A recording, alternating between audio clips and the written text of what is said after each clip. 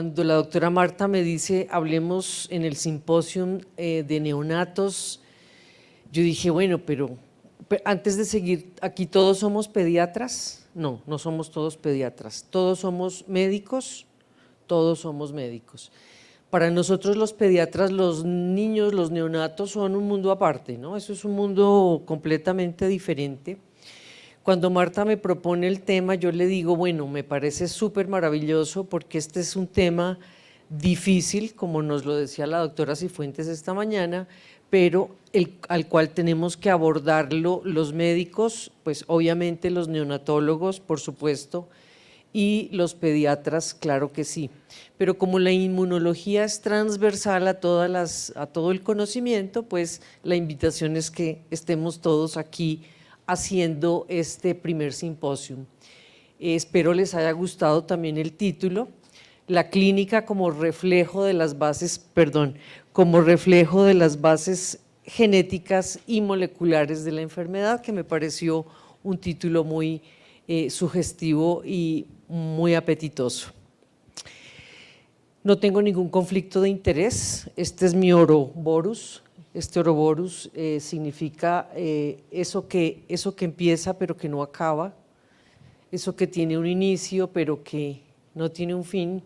Es el logo de mi fundación, Fundación Alejandra Ortega López, que existe por un error metabólico en mi hermana hace 51 años en la ciudad de Pasto, que no fue diagnosticada, y hubo, por supuesto, consecuencias neurológicas importantes en la vida de todos nosotros. En su vida porque hay un retraso mental moderado, pues que no es reversible, por supuesto, y en la vida de todos nosotros porque ella me tiene aquí y el Ouroboros es nuestro símbolo. Vamos a hablar de generalidades, vamos a hablar un poquito más de los TRECs y le decía a la doctora Cifuentes a la doctora Gutiérrez, ya la estoy rebautizando, qué pena, que hizo una súper introducción en su charla y eso me parece maravilloso. Vamos a hablar de cómo podemos hacer esa aproximación en los recién nacidos, un poquito de genética y un poco más de clínica. Entonces quiero que veamos todas estas letras azules, rojas y negras. Cuando me dicen hablemos de errores innatos del sistema inmunológico en la etapa neonatal, yo digo, bueno, ¿qué voy a decir si esos nacen normalmente y están bien?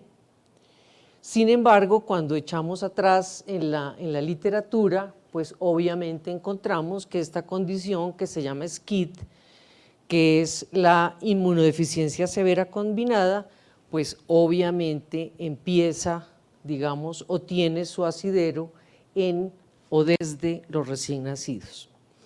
Algunas generalidades al respecto, es un grupo de enfermedades, porque no es una sola enfermedad, es un grupo de ellas, que se manifiesta con un recuento bajo, tanto cuantitativo como cualitativo, de las células T, llevando o presentando defectos tanto humorales como celulares importantes en los pacientes a través del tiempo, que hace que si no diagnosticamos y retrasamos nuestro diagnóstico, pues por supuesto vamos a tener tratamientos mucho más largos y eso no sería el problema es que vamos a tener a recién nacidos afectados que después de las 4 semanas, que ya no son recién nacidos, sino lactantes menores y de allí hacia adelante, vamos a tener pacientes generalmente con infecciones graves, pero van a haber otras cosas también como autoinmunidad o autoinflamación, de lo que ya nos ha hablado los exponentes anteriores, y pues esos pacientes en general, si no los intervenimos, se mueren. La doctora nos habló esta mañana de los TRECs, ese tamizaje que deberíamos estar nosotros haciendo dentro de esa maravillosa ley que salió en la ley número 1980 del año 2019 en nuestro país, en donde dice: comuníquese y cúmplase. Infelizmente el comuníquese y cúmplase no nos da las herramientas, no nos da los grupos, no nos da las posibilidades que en sitios no como este, en donde tenemos el privilegio de poder pensar en instituir, doctora Marta, estos TRECs, pues seguramente no va a ser tan difícil. Lo comentó el doctor Franco, ellos tuvieron un grupo de pacientes, fue un tema logístico casi que imposible de hacer, pero ojalá nosotros podamos aquí empezar a hacer nuestros TRECs. ¿Y qué son esos TRECs? La doctora también lo mencionó y lo mostró. Los TRECs son unos fragmentos que se forman por la recombinación del receptor del linfocito T, pero que salen como unos subproductos de esa recombinación que se pueden medir en el DNA del paciente, y en ese DNA del paciente se puede tomar vía sangre de talón y se vuelve un elemento, digamos, de búsqueda de pacientes con posible síndrome de con posible inmunodeficiencia severa y combinada. Ojalá dentro del comuníquese y cúmplase que tenemos nosotros aquí, dentro de ese tamizaje básico, porque nosotros además tenemos el tamizaje básico y el tamizaje ampliado, pudiéramos introducir nuestros TRECs. La incidencia, como esta mañana se mencionó, pues no es tan alta, pero que el niño, el hijo de uno sea el del problema, pues esa incidencia para uno es el del 100%, ¿no? Entonces, es relativa la palabra incidencia con respecto a este tipo de enfermedades. Hablemos de inmunodeficiencias en los neonatos, pues estos niños son asintomáticos entre la edad 0, seguramente el mes y la semana cuarta no vamos a tener mayores síntomas clínicos. ¿Por qué? Porque la mamá le ha pasado anticuerpos a ese chico, ese niño está más o menos bien protegido durante esos primeros 3 meses, más o menos 4, pero pueden empezar, como se mencionaba también esta mañana. No crecen, diarreas, infecciones recurrentes oportunistas, micobacterianas, como también se mencionó, y eureka, tenemos una forma de valorar tempranamente lo que puede estar pasando con esos pacientes. Esos TRECs son biomarcadores, o funciona ese TRECs como un analito que se puede manejar en el laboratorio, y ese analito nos va a contar qué tantos linfocitos T vírgenes ese paciente tiene. Y eso es muy importante en el diagnóstico o en la proyección diagnóstica de los niños con SCID. También lo mencionaron hace un rato, el grupo de la doctora Puck, en el 2005 publica el asunto, pero ella venía desde 1990 y tantos trabajando en el tema a ver si era posible evaluar la presencia o no de esas células tímicas vírgenes, y desde el principio pensaron que el papel seco, la muestra en el papel seco podría ser una forma posible, barata, útil para poder medir estos TRECs. En el 8 se hizo el piloto que se mencionó en Wisconsin. En el 10 los americanos dicen esto tiene validez, esto hay que anexarlo en las recomendaciones del Departamento de Salud. Esto ya empezaba a poner señales de alerta, digamos, que se podía introducir. En el 18 se implementa en los 50 estados, incluido Puerto Rico, incluido Guam en el Pacífico lejano, y Washington. Y se reitera que el papel filtro, la muestra en papel filtro era muy útil para hacer la toma y la lectura. Este dibujo ya nos lo mostraron esta mañana. Aquí está la decisión que se presenta en este DNA del linfocito T, que cuando va a hacer la recombinación BDJ para poder mejorar la especificidad de la célula del linfocito, quedan unas partes residuales, digamos, ¿sí? Y esas partes residuales son las que se entorchan, digamos, como un círculo y nos sirven como indicador de esas nuevas células emigrantes tímicas. No tenerlas o tenerlas muy poquitas significa que o no producimos o que vienen funcionando probablemente mal. El grupo de PUC también nos dice unos años más tarde qué hacemos con el reporte, o sea, cómo leemos ese reporte, suponiendo que ya todos tuviéramos idealmente este tamizaje. Entonces ellos nos dicen, mire, dependiendo de los valores que ustedes tengan en unidades por microlitro, ustedes tienen que tomar o no tomar una decisión, señores neonatólogos, señores pediatras. Si su valoración de los TREX en este tamizaje que usted debe hacer, en este screening del recién nacido, es mayor de 18 microlitros, probablemente usted no tenga que hacer absolutamente nada. Si está indetectable el valor de los TREX, usted sí se tiene que pellizcar y rápidamente tomar una acción urgente. Y esa acción urgente es llamar para que vengan y tomarles en sangre la muestra de linfocitos para ver qué fue lo que le pasó a su paciente. Pero si está en un término intermedio, en un término posiblemente dudoso, entre 4 y 18 microlitros, pero el niño está o no está en la unidad de cuidado intensivo neonatal, usted tiene que, si no está en el cuidado intensivo neonatal, usted tiene que hacer una interpretación positiva y decir, bueno, tengo que llamar a la gente para que venga para tomarse la muestra de los linfocitos.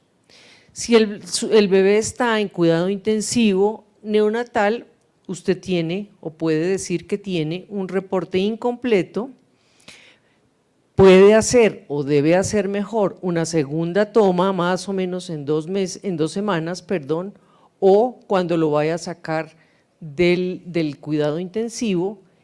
Y sí, solo sí, después de 2 testes que estén incompletos, o sea que estén entre 4 y 8 dudosos, usted debe tomar la muestra en sangre periférica, ¿ok? O sea, estas son valores, digamos, de fácil recordación que podemos tener en cuenta para nuestros chicos y saber si están o no están en cuidado intensivo. Entonces vuelve y juega, los TREX bajos significan linfocitos T vírgenes insuficientes. Esos TREX bajos nos llevan a pensar clínicamente que puede haber una atimia congénita, que definitivamente el SCID es una condición de altísima mortalidad para nosotros los pediatras, obvio para los neonatólogos, y que es la única urgencia inmunológica que los inmunólogos clínicos tenemos. ¿Esto para qué nos sirve? Pues para hacer intervenciones tempranas, para mejorar los resultados de la vida de la gente, porque también ahora vamos a ver que hay un SCID leaky que es un poco menos complicado, pero que igual la calidad de vida de las personas se vuelve muy compleja. Lo dijeron ya, es una prueba barata, es una prueba eficiente, tiene una alta sensibilidad, tiene un valor predictivo positivo bueno, es decir, la prueba es costo eficiente. Deberíamos, además del comuníquese y cúmplase, empezar a hacer acciones para que esto realmente pase en nuestros hospitales.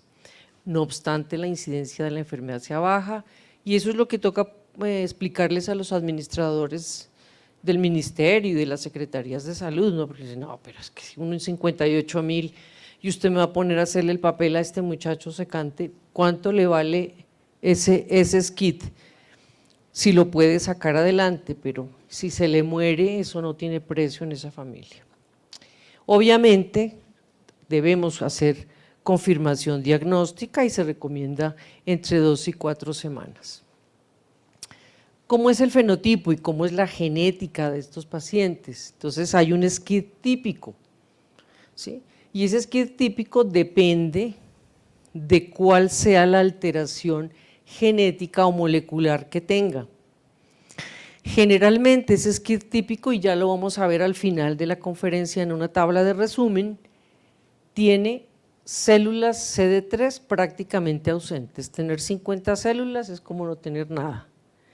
La función definitivamente está muy baja o ausente porque usted lo pone a estimular con fitohemaglutinina a esos pacientes, esos linfocitos T, y no le funcionan. ¿Y cuál es la más frecuente representante, digamos, alteración genética de este SCID? Es la lesión en el receptor de IL-2, cadena gamma de estos linfocitos. Normalmente este receptor codifica para esta cadena gamma y esa a su vez es capaz de permitir la función de interleuquinas como la 2, la 4, la 7, la 9, la 15 y la 21. Y entre otras, por ejemplo, ¿a usted para qué le sirve la IL-7? Pues para que esos linfocitos supervivan, para que esos linfocitos puedan proliferar. ¿Y para qué le sirve a usted la IL-15? Para que esas NKs también se desarrollen. Entonces, si no tiene los receptores y si no tiene la codificación genética para que esto funcione, pues esos pacientes no van a tener linfocitos T necesarios para que usted tenga una vida normal. Hay otras presentaciones, como les dije hace un segundo, la presentación un poco más leve, que es una presentación líquido parcial. Esta mañana se menciona las mutaciones hipomórficas, es decir, funcionan poquito o casi que no funcionan, y eso hace que al ver una pequeñita función, estos tengan una presentación un poco menos grosera, digamos, grande, grave de la enfermedad. Aquí, con estos parciales, tenemos pacientes fenotípicamente hablando T-, B disfuncional y pueden ser NK+. Y una tercera forma de este tipo de SCID es el síndrome de Omen, que también lo mencionaron, en donde la función del linfocito está limitada, pero fíjense que hay más células. Hay entre 300 y 50 células por microlitro. Sin embargo, estos pacientes tienen otras características que a lo mejor no las tienen floridamente los otros y por eso pensamos en Omen, porque son estos niños, así como ven a este recién nacido. Este es un chico con una eritrodermia y una dermatitis exfoliativa exagerada, o sea, normalmente nosotros los pediatras no vemos esto, seguramente los neonatólogos un poco más, pero esto es altamente infrecuente. Niños con linfocitos T bajos, con función limitada y con linfadenopatía, esplenomegalia y eosinofilia por encima de 800, muy seguramente con una eritrodermia y una dermatitis exfoliativa, así como la de la foto, ese niño no es normal, ese no tiene una dermatitis atópica ni tiene una costra láctea, sino seguro tiene otra enfermedad grave. La deficiencia de adenosino de aminasa, que también produce clínica de SCID, se presenta como una enfermedad autosómica recesiva y ella tiene que ver con el metabolismo de las purinas. Cuando las purinas no se metabolizan adecuadamente, intoxican a la célula. Luego los linfocitos T, los linfocitos B y los NK están intoxicados completamente. Hay una muerte prematura de esos linfocitos T, por supuesto con defectos celulares y humorales que van a llevar a la clínica de ese SCID por ADA. Puede empezar un poco más tarde realmente como inmunodeficiencia primaria, como un error del innato del sistema inmunológico, puede verse más tarde porque la mamá es capaz de ayudarnos a detoxicar esas purinas tóxicas que se encuentran prácticamente matando, intoxicando a los linfocitos y por eso esos TRECs ahí son normales. ¿vale? Igual, hay que confirmar el diagnóstico. ¿Qué hacemos entonces? ¿Cómo corregimos? Porque pues estamos para eso, para aproximarnos, pensar que si un paciente es diferente, porque como yo les pregunto a los residentes aquí, ¿cuántos de ustedes han tenido una meningitis? ¿Cuántos quedaron con secuelas de una osteomelitis? ¿Cuántos perdieron el ojo por una uveitis? Pues seguramente la mayoría me contestan que ninguno, pero cuando estos tienen este tipo de cosas desde que nacen, uno dice, a ver, algo tiene que estar pasando. Entonces, ¿para qué estamos aquí? Para sospechar, como dijo el doctor César, rápidamente lo que no se sospecha, no se diagnostica. Y los pacientes se enferman de lo que el médico sabe, no más. O sea, si no se la sabe, si no fue a la clase, ese día se le pasó el diagnóstico. Entonces nos tienen para diagnosticar temprano, para evitar daño en órgano blanco, nos tienen para, por ejemplo, intervenir con inmunoglobulinas, entre tanto estabilizamos la parte infecciosa de los pacientes, nos tiene para poner enzimas, como las han puesto los colegas que han tenido pacientes con deficiencia de adenosino de aminasa, para tener un grupo transversal con las personas que trasplantan los pacientes, tenemos que estar de la mano con los hemato-oncólogos y con los hematólogos, buscando ojalá pacientes con HLA idénticos, buscando sangres de cordones que sean pues altamente compatibles, porque fíjense que en azulito ahí dice, si usted trasplanta al sujeto, usted tiene un 74% de posibilidades de éxito, pero si usted a ese sujeto lo trasplanta antes de los 3,5 meses y no ha tenido infecciones graves, su éxito es muy alto y a uno le gustaría que el hijo de uno esté ahí, ¿no? No que esté aquí o que ya esté en la funeraria porque el médico no pensó en lo que podía suceder. Los TRECs, además de ayudarnos a diagnosticar pacientes que puedan o no puedan tener función o cantidad de linfocitos T vírgenes, también nos sirve para ver otras cosas.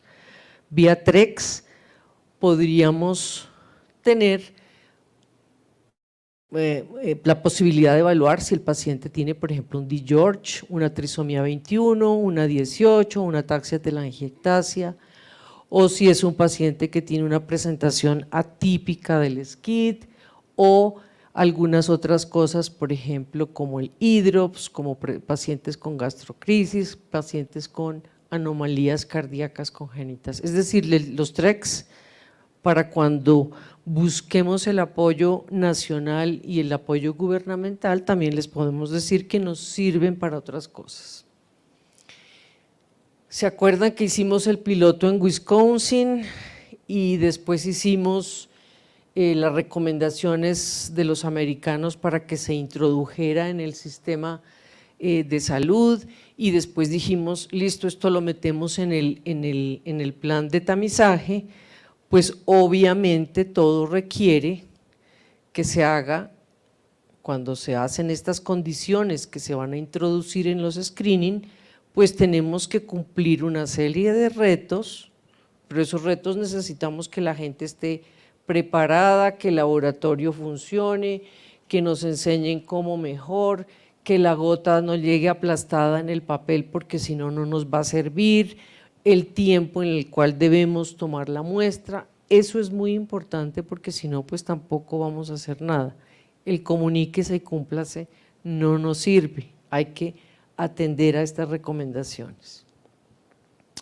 ¿Qué dicen los alemanes? Los alemanes dicen, ahorita acabo de publicarse este artículo, dicen, bueno, ¿qué hacemos? ¿Cómo diagnosticamos? Si los TRECs están bajos, si los TRECs aquí están más del punto de corte, no pasa nada.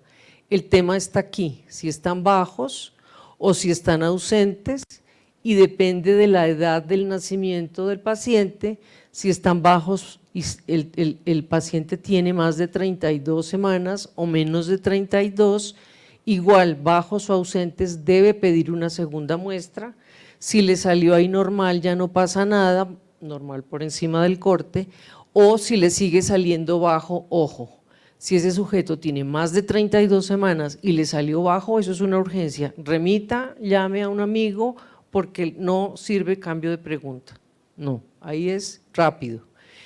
Y si tiene menos de 32 semanas y cayó ya en el punto de corte, pues seguramente no va a pasar nada, pero si está menos del punto de corte aquí, pues también tiene que moverse. Ese es el algoritmo que nos dan los alemanes, que me pareció muy práctico. Perdón. ¿Qué pasa con los criterios diagnósticos? Esto, como todo, esto está vivo, o sea, esto cambia. Nosotros tenemos aproximaciones mejores. Seguramente hace 20 años lo que hacíamos en el laboratorio genético, y era negativo o era incierto, hoy ya son variantes que se pueden considerar realmente patogénicas. Esto está moviéndose, esto está vivo. Este consorcium nos dice, mire, esto fue publicado en el 2022 y nos habla de las definiciones, ¿sí?, de cómo vamos a definir las enfermedades de los errores innatos del sistema inmunológico. Y traigo esta de primera con respecto al consorcium porque fíjese que en el 2022, de 18 pacientes de 353 que fueron elegibles en los criterios del 14, ya no eran elegibles en el 22 porque las cosas cambian, las cosas son dinámicas y vamos evolucionando mucho más. Y al contrario, 11 de 26 que no eran elegibles en el 14, sí lo fueron en el 22. Entonces tenemos que estar muy atentos de cómo esto se está moviendo porque esto está vivo. Esta es la tabla en la cual están las definiciones de cómo diagnosticamos de acuerdo a este consorcium del 22, si es un SCID típico con muy bajas células T, si es un SCID atípico con bajas células T, pero no tan bajas, y si es un síndrome de Omenn. Esta referencia es muy actual, entonces la pueden tomar porque no vale la pena que yo les lea pues cada uno de los bloques allí. Quizás lo único que hay que mirar con atención es que si usted tiene un SCID típico, muy seguramente usted tiene estas células de injerto transplacentario, y si usted tiene un Omenn no las tiene. Ausencia total, que es uno de los criterios importantes, pero para saber si es o no es, buscamos nuestro paciente, lo ubicamos de acuerdo a los linfocitos T, lo ubicamos de acuerdo al porcentaje de CD4, ¿sí?, qué porcentaje tiene, vemos si tienen o no variantes patogénicas y jugamos con esta tablita para poder ubicarlos donde mejor, si es un típico, un atípico o es un Omenn o no es, y si nos equivocamos a favor del paciente, no importa. Esto es lo mismo, este es el título completo del paper, y también nos dicen, mire, si hay un defecto tímico estromal, ¿sí?, o hay otras causas que sean secundarias del problema T o de deficiencia de T, se excluyen de la definición de SCID. Entonces tenemos las tres bloques para saber si es típico, atípico u Omenn, y además nos dicen no se ponga con otras cosas a pensar que es un SCID si este paciente tiene defectos más bien estromales o defectos secundarios. Y mi última diapositiva, en resumen, pues hacer un diagnóstico precoz es lo que deberíamos hacer todos, siglo XXI, ya casi XXII. El recién nacido es un recién nacido, siempre un paciente crítico y complejo, y sobre todo si hay una posibilidad de un error del sistema inmunológico, pues mucho más. ¿Cómo se presentan es un mundo diferente, son muy variables, la mayoría son asintomáticos.